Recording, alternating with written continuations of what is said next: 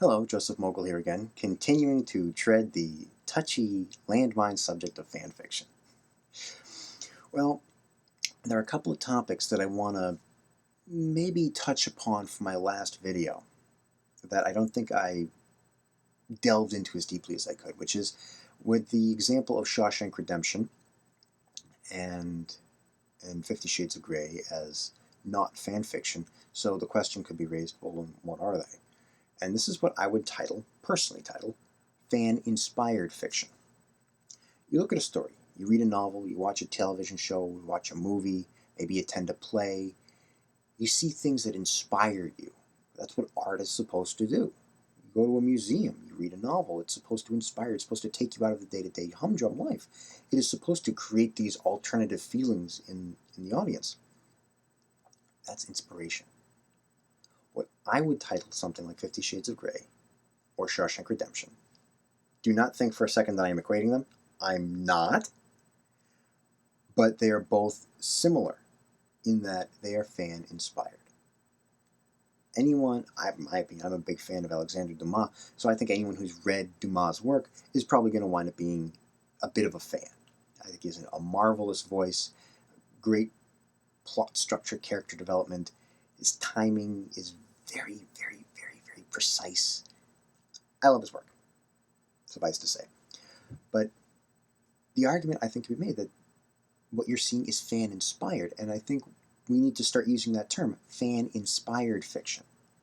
I've been inspired by television series I've watched, movies I've watched, novels I've read, paintings I've seen.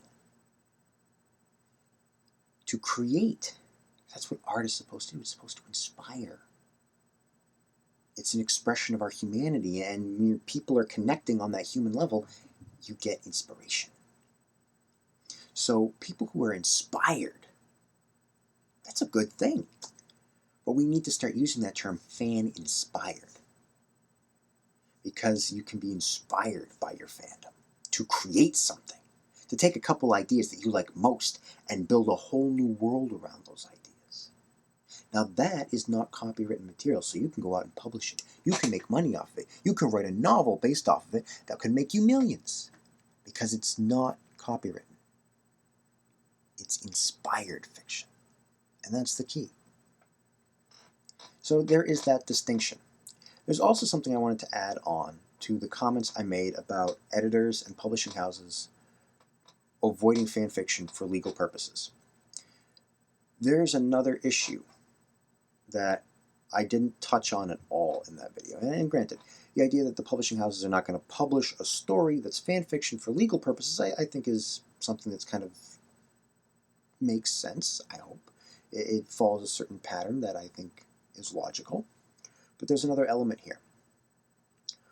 When you have written and published through an outlet, whether it's a newspaper, a magazine, an anthology, or through a website that has an editorial staff of some kind, you're dealing with someone else going over your work, critiquing your work, and suggesting that you make changes to your work in a professional way. You're dealing with editing and proofing. That's another big thing that editors like to know you have experience with. Writers, we're prima donnas. We love our own work. So when someone else critiques it and says, this paragraph sucks, you need to change it, it could be a bitter pill to swallow. And I think that's an across-board thing for all writers. I think maybe that's where a lot of the conflict between fan fiction writers and professional writers comes from, that we don't want people saying that our work is not good enough or not up to their standards. It's a difficult thing to accept, that someone else can feel that way.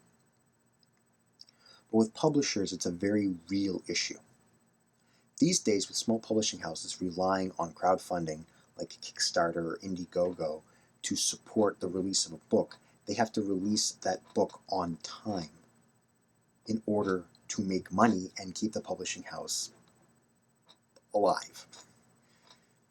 So being able to work with a writer that they know will hit their deadlines, will be professional when dealing with edits and proof, that's important to a publisher, because that could make or break their publishing house. Maybe not one author if you're talking about an anthology, but if you're talking about someone who's written a novel, that can be challenging. That's why a lot of publishing houses like to see that you've already been published. Even if it's just a story or two in anthologies, that is music to the ears of an editor because it means you've dealt with the editorial process. You can handle some criticism and critique. You can work with someone else to produce something that both the publishing house and the author are happy with, and thus can publish it and make some money off of it.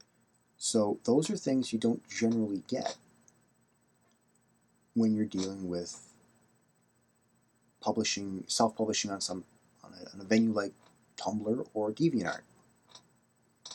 I love Tumblr. I love DeviantArt. They're great outlets. They're great ways of connecting. They're great ways of making social connections, of connecting to communities, of finding art to be inspired by. But if you're putting your story out there and you're expecting to use that as a springboard to become published for money, you're going to run into a lot of problems.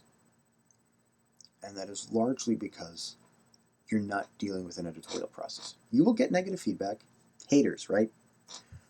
Oh, trust me, when I say there are no haters as cruel as editors can be if they feel like it. I actually once got a rejection letter from an editor that said, and I quote, "Don't ever submit to us again." These guys can be mean. But if they like your work, you're good. The point is that it's their butts on the line, because if your book doesn't get published with them, or if your book does get published with them and the publishing house tanks, you're not on the hook for anything financially. They are. And that's probably where a lot of that tough outer hide comes from for a lot of editors. They need to know that they're going to be safe financially because their butts are in the sling on this. So if you're planning on becoming a published author, planning on becoming a professional author, start looking for places to get published that have an editorial staff or an editor of some kind. If you're in high school newspaper. College, there are usually arts magazines or arts journals, maybe put out once a year, maybe twice a year, maybe once a semester, twice a semester, a newspaper, places where you can write, where you can work with an editorial staff, and guess what? Publishing houses count those things. If you're the high school newspaper editor, a publishing house will look at that very positively because it means you have experience with the editorial process.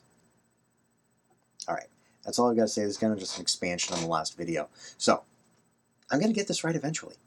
Like and subscribe below. If you have any questions, email me. My email address is on my YouTube page. You can also get my email address through the hyperlink in the description below, which the link takes you to my website. There you can get my email address. So if you have any questions, please feel free to email me. I will answer them in a video like this one, but where I'm reading your email and then responding to what questions you have. All right. Probably have a little bit more to say about this next week. Cheers.